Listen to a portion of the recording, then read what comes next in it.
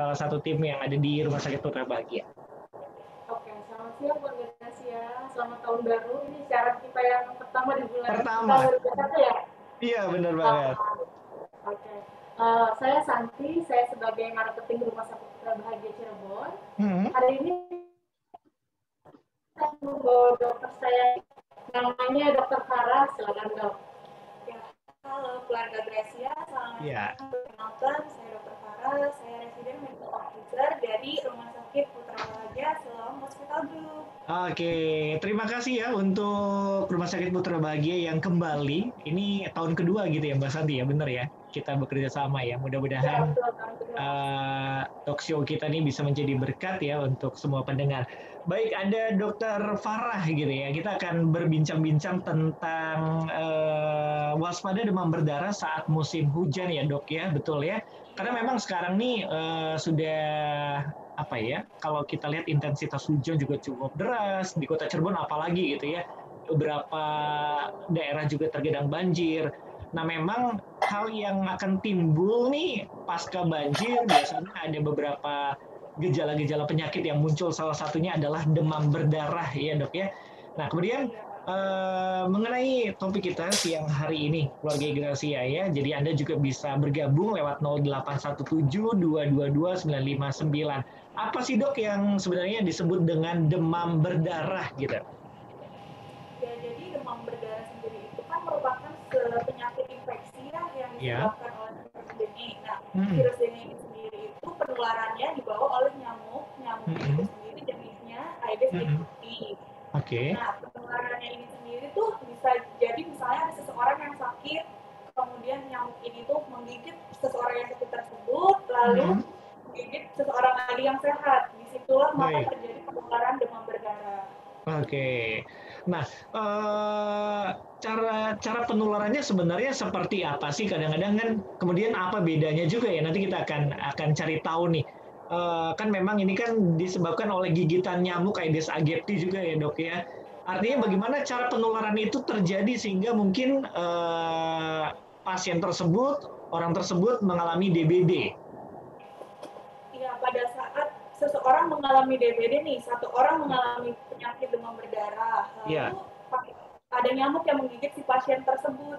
Nah, kemudian nyamuk itu kan berarti dia sudah terinfeksi virus demam berdarah dari pasien yang terkonfirmasi sakit tersebut. Nah, nyamuk yang pembawa virus ini disebut dengan karier, dia akan menggigit pasien atau seseorang yang sehat. Maka di situ terjadilah penularan infeksi itu.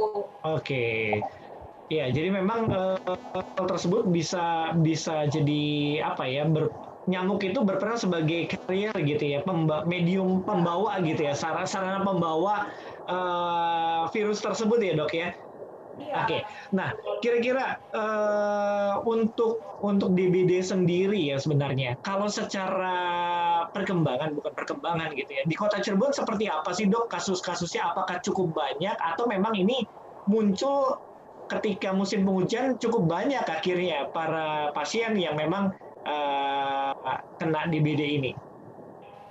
Ya, untuk kasusnya sendiri di Cirebon ini lumayan banyak ya untuk kasus demam berdarah, ditambah ini musim hujan. Pasti banyak genangan air di situ bisa jadi sarang dari nyamuk demam berdarah ini akan menularkan ke manusia. Jadi kasusnya ini juga lumayan banyak di Cirebon. Banyak juga ya sebenarnya ya? Banyak. Oke. Nah, kalau misalnya kita lihat cuaca, apakah ketika nanti musim kemarau ternyata maksudnya gini, kansnya akan lebih besar ketika musim penghujan gitu ya, Dok? Iya. Karena akan lebih banyak genangan air. Oke. Kecuali apakah memungkinkan ketika musim kemarau gitu ya, kira-kira mungkin ada juga kasus ini?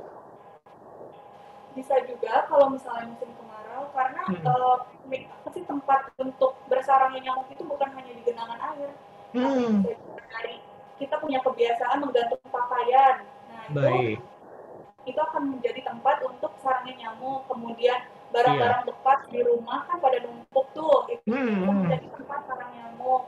Iya. Seperti itu. Oke, jadi memang sebenarnya bisa kapanpun terkena gitu ya dengan DBD ini.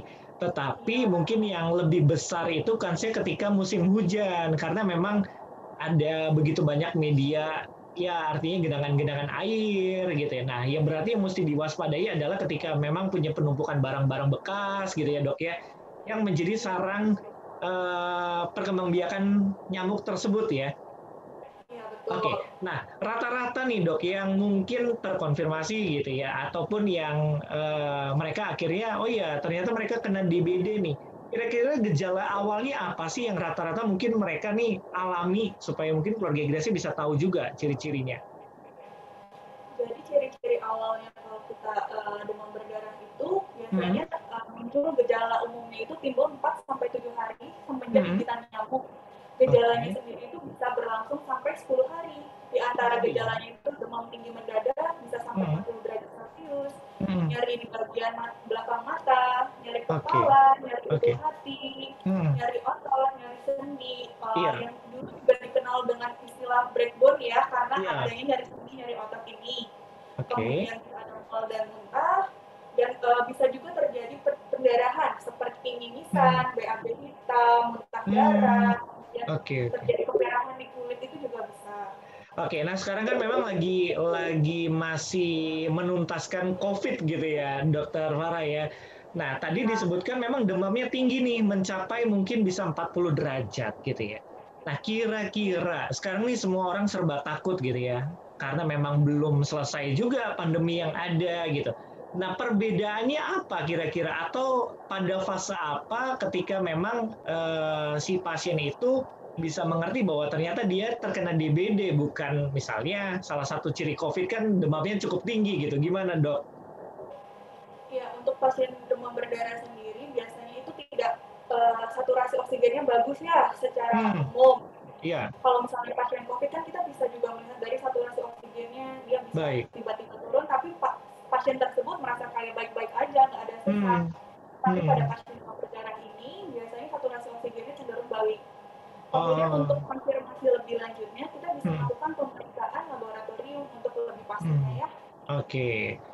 Jadi rata-rata nih, kalau ada pasien yang datang ke Rumah Sakit Putra Bahagia, kira-kira gejala awalnya apa sih dok kebanyakannya gitu? Apakah atau misalnya gini, sampai fase mana mereka akhirnya menyerah dan datang ke rumah sakit gitu? Itu berbagai macam ya fasenya gejalanya pasien datang ke sini. Biasanya ada yang hanya demam, kemudian ada yang sudah sampai keluar perdarahan, mimisan, ada yang hanya bintik merah di kulit, mungkin juga hanya pegal-pegal, merasa nyeri otot, dan demam. Jadi pasien datang ke rumah sakit itu gejalanya beragam sih. Oke, beragam gitu ya. Dan memang ketika diputuskan artinya orang tersebut kena DBD, mereka mungkin setelah pemeriksaan hasil lab gitu ya? Iya, jadi nanti kita akan melakukan konfirmasinya lewat pemeriksaan laboratorium. Biasanya didapatkan kadar trombositnya itu cenderung rendah ya untuk penderita demam berdarah. Dan untuk konfirmasi lebih lanjutnya, kalau memang rumah sakitnya menyediakan pemeriksaan serologi untuk demam berdarah, itu malah lebih bagus untuk mengetahui hasilnya ya, menegakkan dari demam berdarah. Iya, jadi memang perlu pemeriksaan lanjutan gitu ya dok ya, memastikan bahwa pasien tersebut memang akibat dari DBD yang ada. Nah dok, ini ada yang menanya di WhatsApp, selamat siang dokter, saya ibu Dara dievakuasi. Dok, kalau digigit nyamuk siang, apakah itu berbahaya katanya? Ini siang hari ya. Karena rumah saya memiliki pekarangan yang luas, jadi kalau siang tetap ada nyamuk, bahkan nyamuk berbintik. Ya, Gimana dok? Jadi untuk ya saya mau menjawab pertanyaannya ya. Terima kasih sudah bertanya. Jadi untuk penularannya itu juga sendiri demam berdarah biasanya nyamuknya ini pada siang dan sore hari. Kemudian jenis nyamuknya biasanya ciri-ciri juga berbintik. Jadi lebih baik karena pekarangannya luas, lebih baik kalau siang itu juga kalau misalnya itu sering menggunakan lotion anti nyamuk, sering membersihkan dari pekarangannya, menggunakan kelambu kalau mau tidur, kemudian untuk ventilasi bisa dilapisi oleh kayak kawat-kawat untuk anti nyamuk itu. Iya. Oke, jadi memang ada kemungkinan gitu ya, dan perlu waspada juga ya kalau untuk mungkin siang dan sore atau malam gitu ya dok ya. Oke, nah kemudian Dok, kira-kira kalau misalnya ada orang yang terkonfirmasi kena DBD gitu ya, pasien tersebut, apakah yang harus mereka lakukan pertama kali nih dok, keluarganya terutama, apakah mungkin ada kans juga bahwa dalam satu keluarga mungkin perlu waspada gitu untuk penularan atau bagaimana kira-kira? Iya, ini kan karena ini penyakit infeksi ya, yang disebabkan oleh nyamuk yang ini membawa virus. Jadi kan satu keluarga kan tinggal di lingkup yang sama. Mereka juga harus screening, dilihat dari lingkungannya ini apakah dia memang kotor, terdapat banyak genangan air. Itu mulai dievaluasi, mulai dibersihkan kotak yang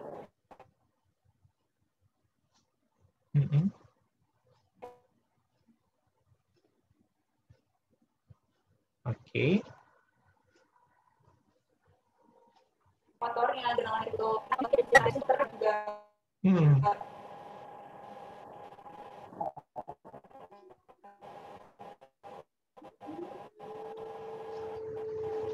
Oke, halo.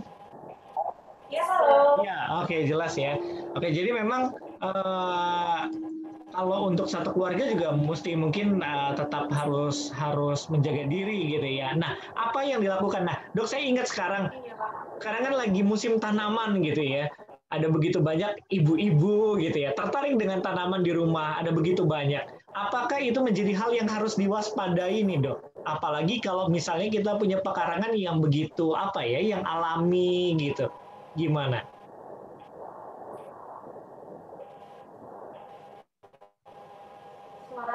Iya. Oke, putus-putus ya, sebentar ya. Ya, ya. Halo? Udah bisa dengar ya, Mbak?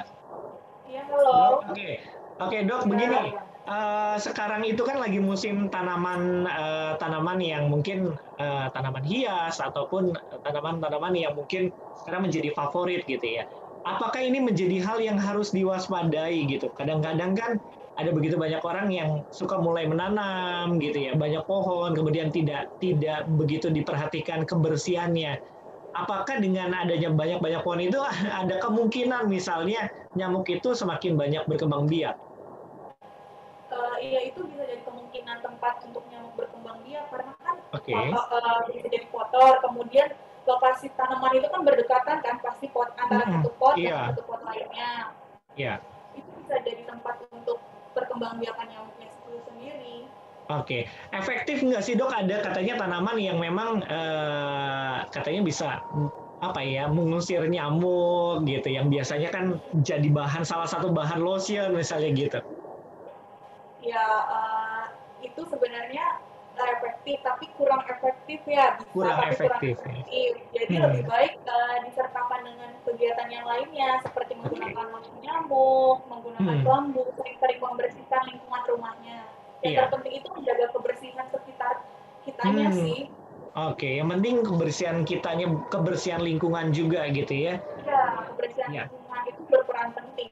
Oke, baik. Keluarga Igrasi, untuk Anda yang ingin bertanya, siang hari ini kita sedang dalam sesi talk show bersama Rumah Sakit Putra Bahagia Siloam Hospitals Group ya, bersama Dr. Farah Fauzia, dan dengan tema waspada demam berdarah saat musim hujan. Dan yang pasti Kota Cirebon sendiri, keluarga Gracia dengan tingkat curah hujan yang cukup tinggi ya beberapa hari ini. Jadi tentunya bahwa kebersihan lingkungan, kebersihan Anda ini menjadi salah satu hal yang sangat penting keluarga Gracia supaya tidak terjangkit dengan demam berdarah yang ada. Tadi sudah dijelaskan beberapa poin, apa itu demam berdarah, kemudian bagaimana penularannya keluarga Gracia, kemudian ciri-cirinya, gejalanya seperti apa. Anda bisa bergabung, bertanya, dan Anda punya kesempatan untuk mendapatkan 2 gift menarik dari Rumah Sakit Putra Bahagia yang akan diberikan kepada 2 orang dengan pertanyaan terbaik untuk Anda. Baik, Dokter Farah, kita lanjutkan kembali siang hari ini ya. Kira-kira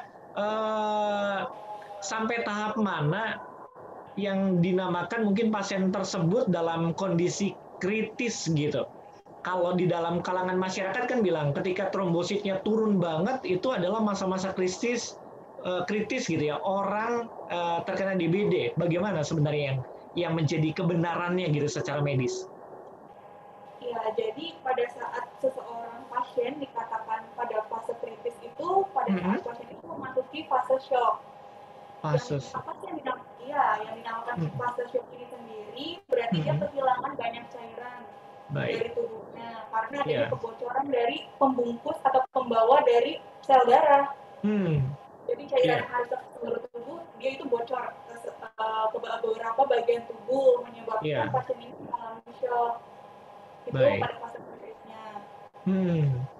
Oke, nah apa yang dilakukan oleh pasien tersebut sebenarnya atau apa yang dilakukan oleh pihak rumah sakit ketika dalam kondisi tersebut?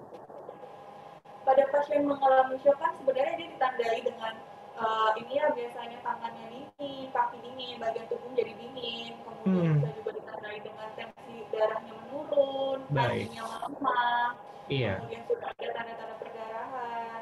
Biasanya kalau misalnya di rumah sakit kita akan memberikan terapi cairan, pemberian cairannya untuk mengatasi shock, untuk meningkatkan dari tekanan darahnya. Membalikan tadi kan pada saat shock dingin ya, akral-akralnya tangan kaki itu dingin, makanya kita kembalikan supaya dia tidak dingin. Oke, jadi itu yang terjadi ya supaya pasien tersebut dapat segera punya satu titik balik, dia bisa kembali kepada fase yang dalam penyembuhan yang sangat baik gitu ya dok ya. Ada nggak sih yang sangat dikhawatirkan ketika kadang-kadang kan gini, wah ini masa krisisnya gitu, masa kritisnya maksud saya ya. Ada nggak sih yang dikhawatirkan dalam fase tersebut gitu?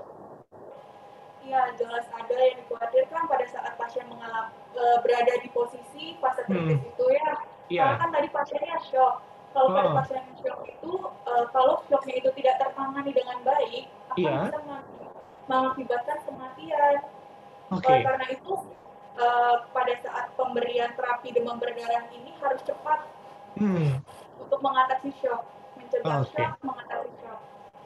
Iya, jadi harus segera gitu ya kembali ditangani. Baik, keluarga Gracia, sebelum kita akan jeda di talkshow siang hari ini untuk menghadirkan beberapa pariwara juga yang akan hadir untuk Anda, saya mau ke Mbak Santi dulu. Mbak Santi, bagaimana dengan layanan Rumah Sakit Putra Bahagia di awal tahun 2021? Apakah mungkin ada beberapa layanan yang mengalami peningkatan, ada hal yang baru, program-program apa yang mungkin menjadi kabar baik juga untuk setiap pendengar gitu? Mungkin ada program pemeriksaan kesehatan ataupun layanan apa yang mungkin di tahun ini kembali ditingkatkan gitu? Jadi di tahun 2021 ini kita memiliki layanan penambahan CT scan dan pemeriksaan.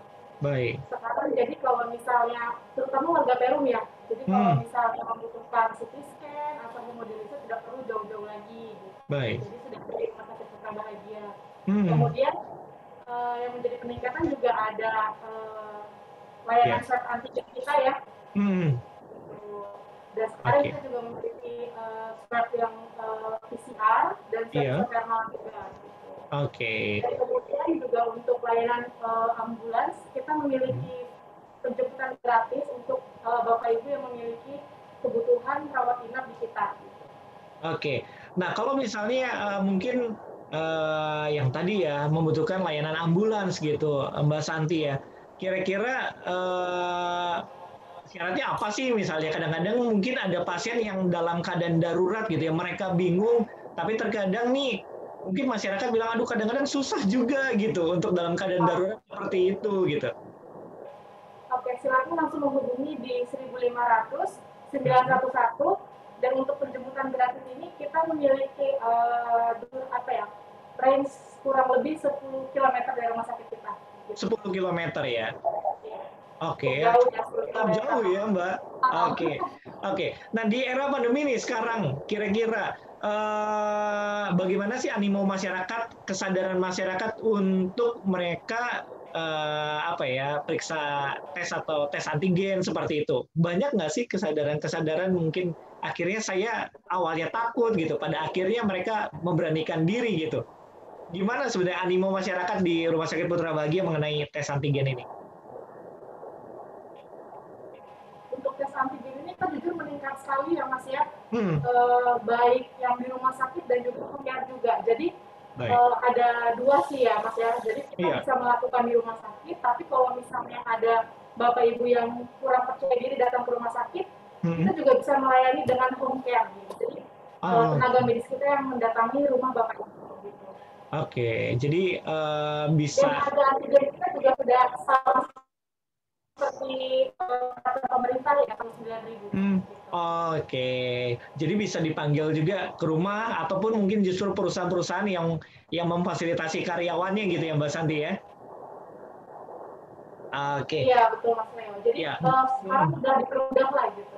Oke, ya. Jadi benar-benar memfasilitasi masyarakat secara luas ya. Baik, keluarga Gracia, kita akan segera jeda untuk mendengarkan beberapa pariwara yang akan hadir untuk Anda, dan talkshow kesehatan bersama Rumah Sakit Putra Bahagia ini masih akan berlanjut ya, keluarga Gracia, di segmen berikutnya.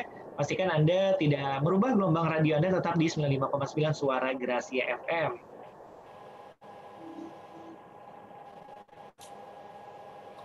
Break dulu ya, sebentar ya. Oke, siap. Ya.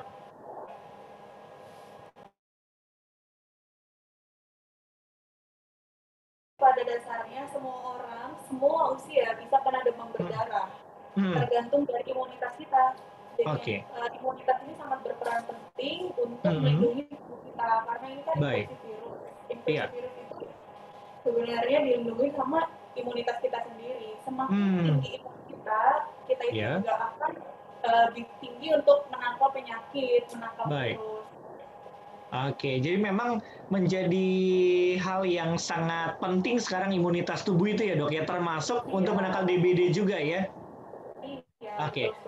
Dan apakah memang benar berarti anak lebih rentan terkena DBD daripada orang dewasa Dok? Gimana ini? Ya, selain tadi saya bilang ya, jadi semua orang dari semua rentan usia itu bisa menderita demam berdarah, tergantung dari tingkat imunitas mereka sendiri. Kalau misalnya anak dengan imunitas yang tinggi dan dewasa dengan imunitas yang rendah, otomatis dewasa akan lebih rentan untuk terkena demam berdarah. Jadi semuanya itu tergantung pada imunitasnya. Baik, tergantung pada imunitasnya ya, baik itu anak-anak ataupun justru orang dewasa. Belum tentu orang dewasa juga daya imunnya lebih kuat daripada anak-anak ya Dok ya? Iya, betul sekali. Iya, nah kira-kira kapan sih sebenarnya pasien tersebut harus ke dokter? Jadi kalau misalnya kapan pasien harus ke dokter, kalau misalnya pasien, biasanya kan pasien keluhan pertamanya demam ya. Iya. Otomatis pasien biasanya dia menyediakan obat anti demam di rumah. Pasien akan minum obat itu.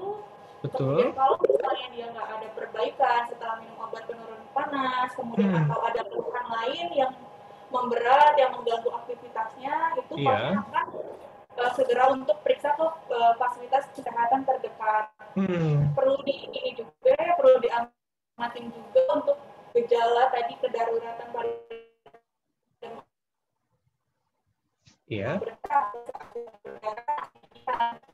darah, kemudian harus segera ke rumah sakit ya. Oke, baik.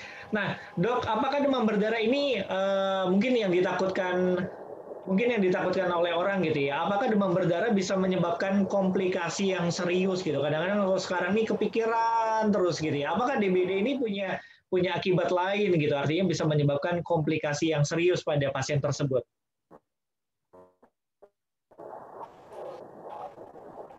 Jadi pasien dengan demam berdarah kan pada prinsipnya dia akan kehilangan cairan tubuh.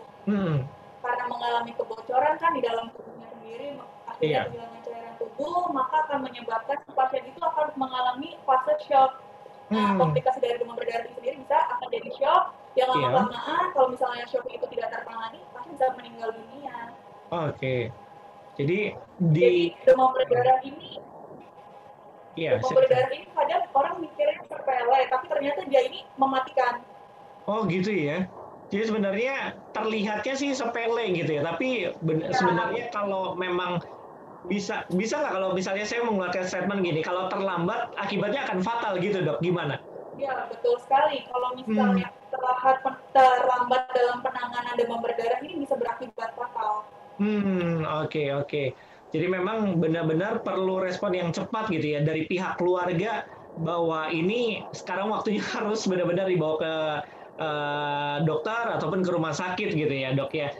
Ya, oke. Lalu gimana sih sebenarnya pengobatan DBD dok yang dilakukan? Untuk pengobatan demam berdarah sendiri sebenarnya belum ada pengobatan yang spesifik ya. Iya. Hanya untuk pengobatan gejalanya saja atau Baik. pengobatan simptomatis. Hmm. Biasanya kan pasien mengalami demam, maka bisa diberikan penurun panas. Kemudian karena pasien demam berdarah ini prinsipnya adalah kehilangan cairan, maka harus banyak mengkonsumsi air cairan agar terhindar dari dehidrasi. Iya. Jadi karena banyak cairan yang keluar, maka kita harus menggantinya dengan intake cairan yang lebih banyak. Iya. Oke. Jadi istirahat yang cukup, konsumsi vitamin. Iya. Ya, jadi memang harus banyak minum cairan gitu ya, kemudian istirahat yang cukup juga ya.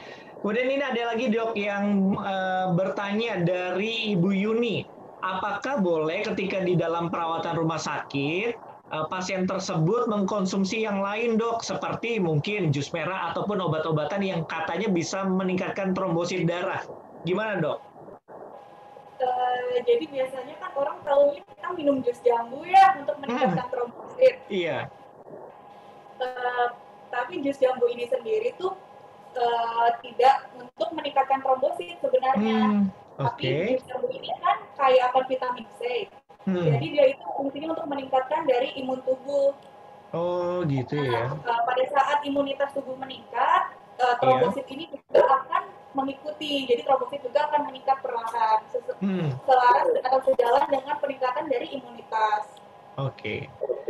Iya. Berarti sebenarnya kalau selama ini masyarakat punya pemikiran bahwa ketika ada orang ataupun keluarga pasien yang terkena DBD, mereka mengkonsumsi jus merah gitu ya dok ya, itu untuk meningkatkan trombosit darah, sebenarnya itu bukan satu fakta yang tepat gitu ya?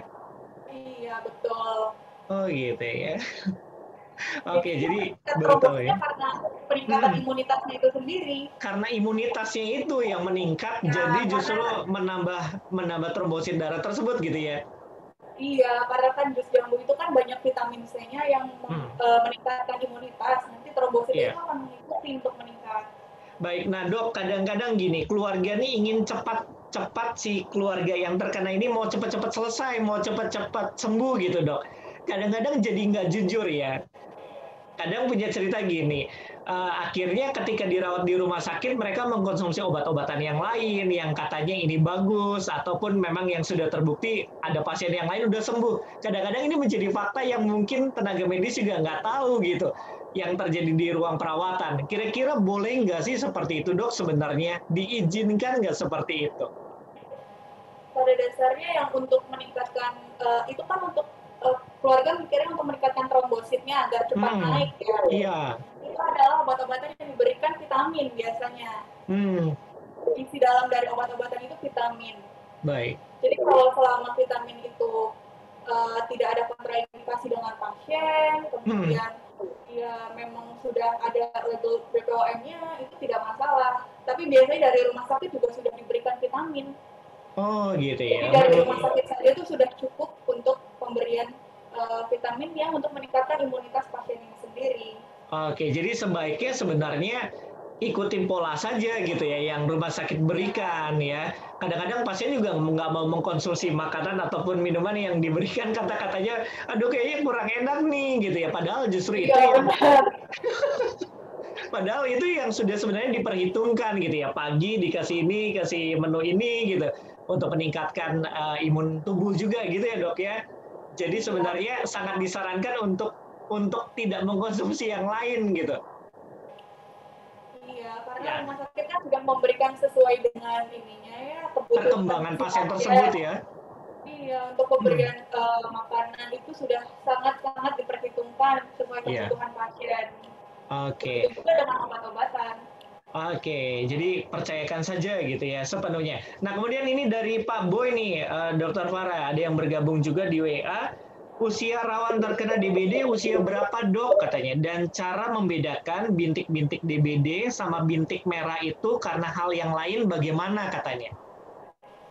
Ya, jadi tadi usia berapa aja sih yang rentan ya? Tadi semua usia itu bisa terkena demam berdarah tergantung imunitas. Jadi tidak ada spesialisasi untuk usia berapa yang lebih rentan. Jadi semuanya tergantung dari imunitas kita sendiri. Kemudian untuk membedakan mana sih yang bintik merah karena demam berdarah atau karena yang lain, atau bisa juga kan alergi juga bisa bintik merahnya. Iya, bintik merah juga ya. Iya, membedakannya biasanya ditekan. Kalau misalnya alergi pada saat bintik merah ditekan, dia cenderung untuk memudar warna merahnya. Oh gitu. Tetapi kalau yang demam berdarah, dia akan tetap warna merahnya, tidak memudar. Itu cara mudahnya ya untuk membedakan mana yang karena bintik merah demam berdarah atau yang karena alergi gitu ya dok? Iya. Oke, kalau mengenai usia tergantung sekali lagi imun tubuh orang tersebut ya, baik anak kecil ataupun orang dewasa ataupun orang lansia juga ya. Ya mudah-mudahan ini bisa menjawab juga. Kemudian kita ke pertanyaan selanjutnya nih dok mengenai demam berdarah sendiri. Kira-kira cara pencegahannya seperti apa sih supaya efektif? Cara pencegahannya itu sangat sederhana sih, dan udah banyak juga dijelaskan ya oleh banyak media untuk pencegahan demam berdarah. Kita itu hanya perlu untuk membersihkan tempat penampungan air secara rutin, misalnya mandi minimal 1 kali dalam 1 minggu, kemudian menutup tempat penampungan air, kemudian bisa juga untuk mengubur barang-barang bekas, kemudian hindari kebiasaan menggantung pakaian, kemudian juga bisa juga menggunakan kelambu saat tidur. Oke, nah kira-kira kalau sudah ada seseorang, ya coba sebentar. Halo?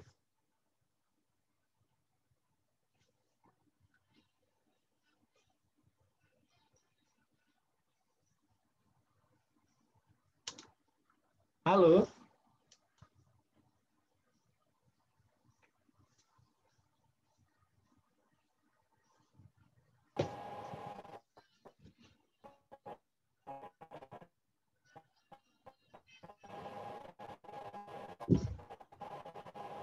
Ya oke, kita lanjutkan lagi ya. Tadi sempat terputus juga. Oke. Ya, Dokter Farah, oke, bisa kembali mendengar ya? Iya. Oke. Oh ya, Dokter Farah mungkin pertanyaan berikutnya nih. Kalau misalnya pasien yang sudah pernah terkena DBD, apakah dia bisa kembali terkena di yang kedua kalinya? Gimana dok?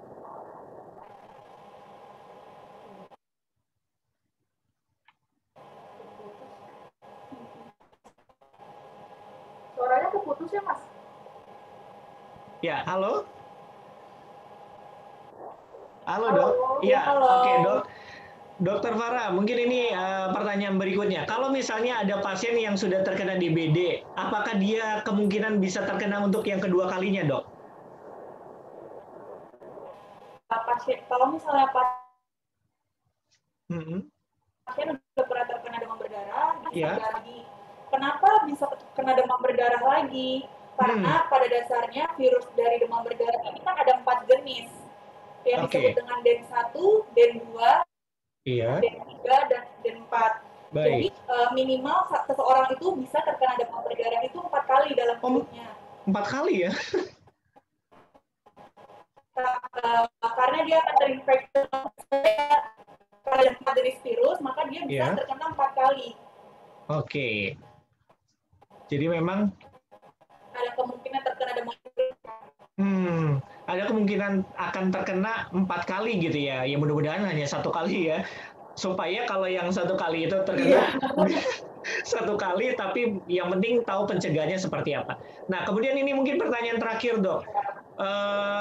Ketika ada satu lingkungan, misalnya dalam perumahan ataupun dalam lingkungan RT tersebut terkena demam berdarah, apa yang perlu dilakukan oleh lingkungan tersebut? Apakah mungkin pengajuan penyemprotan secara massal ataupun bagaimana kira-kira? Karena kan memang terkadang khawatir gitu untuk penularan dan lain sebagainya gitu. Karena memang nyamuk itu kan mungkin bisa berkembang biak juga. Gimana, dok?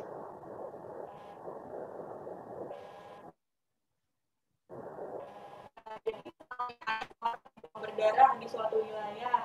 Nah, untuk wilayah tersebut bisa mengajukan untuk penyemprotan. Biasanya juga nanti akan ada ini kayak pemeriksaan dari dinas kesehatannya. Terhadap pasien yang terkonfirmasi ini tinggal di mana. Nanti akan dilakukan pemeriksaan dari mulai tempat penampungan airnya bagaimana. Nanti akan diajarkan juga untuk cara pemeriksaannya.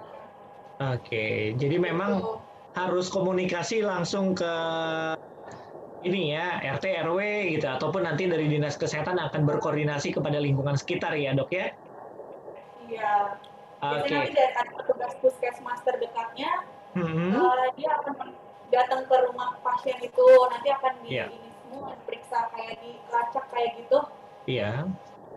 Untuk pemeriksaan demam berdarah, jentik-jentik nyamuk di sekitar rumahnya itu sendiri. Baik, Dokter Farah mungkin bisa menyampaikan poin terakhir untuk keluarga Gracia terkait topik kita di siang hari ini mengenai waspada demam berdarah di musim hujan ya. Sebelum nanti Mbak Santi mungkin bisa menyampaikan hal yang akan penting juga dari Rumah Sakit Putra Bahagia. Silakan dok. Ya, jadi penyakit demam berdarah ini kan juga meningkat pada saat musim hujan. Perlu diketahui cara penularannya dari nyamuk ke manusia, kemudian perlu juga dipahami gejala-gejala dari demam berdarah seperti demam, nyeri otot, nyeri belakang mata, nyeri kepala, kemudian juga jika ada tanda-tanda kegawatannya, segeralah ke rumah sakit. Tanda kegawatannya tadi seperti yang sudah saya jelaskan, kulitnya menjadi dingin, kemudian muncul tanda-tanda perdarahan, demam yang tidak turun meskipun sudah pemberian obat, segeralah ke fasilitas kesehatan terdekat. Kemudian mencegah lebih baik ya daripada mengobati. Oleh karena itu terapkanlah pencegahan untuk demam berdarah dari mengubur barang bekas, menutup tempat penampungan air, kemudian tidur menggunakan kelambu, seperti itu ya. Iya.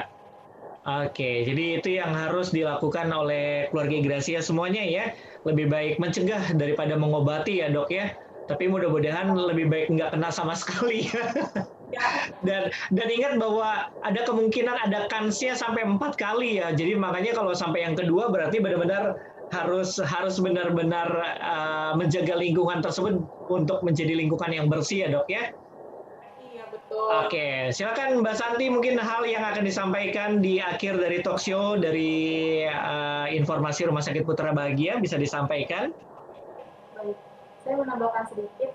Kembali saya mengingatkan bahwa sebaiknya Bapak Ibu tidak melakukan penundaan pengobatan. Jadi silakan mempercayakan kesehatan Bapak Ibu kepada kami karena kami juga melakukan protokol-protokol sesuai dengan pemerintah yang berikan gitu. Apabila Bapak Ibu tidak percaya diri datang ke rumah sakit, silakan juga untuk melakukan home care di rumah sakit kami. Hubungi 0231 4990 900 extension 2. Extension 2 ya. Betul. Ada lagi Mbak Santi mungkin yang ingin disampaikan? Udah sih itu aja Mas. Itu aja ya. Baik, terima kasih untuk waktunya Dokter Farah, Mbak Santi juga sukses selalu untuk Rumah Sakit Putra Bahagia ya. Mudah-mudahan dengan lokasinya yang ada di Perumnas juga menjadi sebuah tempat kesehatan yang luar biasa untuk warga Perumnas dan khususnya untuk warga Kota Cirebon juga yang mendengarkan siang hari ini atau wilayah 3 Kota Cirebon. Jangan ragu, jangan takut untuk ke rumah sakit ya ketika Anda punya gejala-gejala ataupun hal-hal yang memang perlu penanganan secara khusus ya. Baik, terima kasih Mbak Santi, Dokter Farah untuk waktunya. Kita ketemu lagi di talk show berikutnya. Sukses selalu dan terima kasih untuk waktunya siang hari ini. Baik keluarga Gracia, untuk Anda yang sudah ikut bertanya siang hari ini dalam talk show kesehatan bersama Rumah Sakit Putra Bahagia Siloam Hospitals Group, nanti saya akan umumkan 2 orang pemenang yang akan mendapatkan 2 gift dari Rumah Sakit Putra Bahagia di akhir dari program Harmoni. Kita akan lanjutkan di program ini, keluarga Gracia menuju tanda waktu pukul 11 dan tetap setia bersama dengan saya sampai dengan pukul 12 nanti.